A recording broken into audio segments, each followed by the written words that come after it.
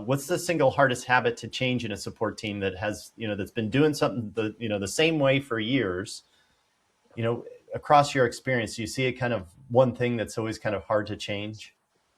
I think the hardest thing to change is giving people a sense that they're allowed to change things.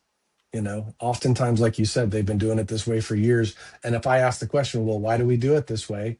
They tell me, and then I say, why don't we change it? And they're like, I don't know. I'm like, so that's one thing I like about Marty, our CEO, is he's like, Chris, if we don't like a thing, just change it. If it doesn't work, change it back and then find something else. And, when you have a leader like that, it just makes the job that much more fun, because it's like you get to keep you hear the term failing fast, right? So that's one of the things that we do too.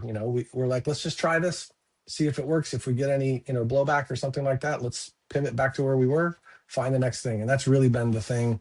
But once those people learn that it's okay to do that, it's so much fun to even kind of sit back and watch, just watch them start to do it without without needing your thumbs up, that it's okay. So yeah, so that's probably the big thing. Yeah, it's funny when people get enabled. I call that being Yeah. enabled, right? It's like, oh, I Yeah. have the authority to do this. It Yeah. feels good. Now, you mentioned Trustpilot earlier, and you guys have these Trustpilot reviews that you We specifically do. cited as kind of evidence in your nomination. Customers are naming your support quality directly. They're talking about your teams. Do you track that, and how do you use that customer feedback in continually improving your organization? Yeah, in fact, that's probably something throughout my career, I've not always been the biggest cheerleader. So in the past decade or so, I've really sort of taken a hold of that and realized the value of it and what it does for people. So we do track it. I do every time we get new surveys, good or bad, but mostly like to really highlight the good ones for letting so everybody in the organization knows when we have good feedback from a customer on our Trustpilot page.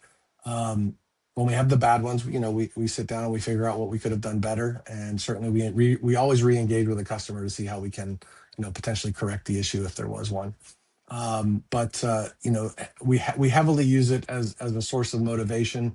There's a little bit of a friendly competition amongst the team where everybody's trying to see who can who can get the most 5-star reviews. And I mean, that's only been in the last, I would say, 10 or so months that we really put our focus on it. And I mean, it's had, it's paid pretty good dividends in terms of the Trustpilot score that we have. I think we were at like a 3.7 or 3.8 when I first got here. We're up to 4.2, approaching 4.3. We just got another really good survey yesterday. So, Oh, that's and they're great. organic. Those are hard numbers to move. I've had to do that in my organizations too, and Yeah, they are hard, right? And that's the other thing is, sharing with everybody that that's a big deal when it moves by point 0.1.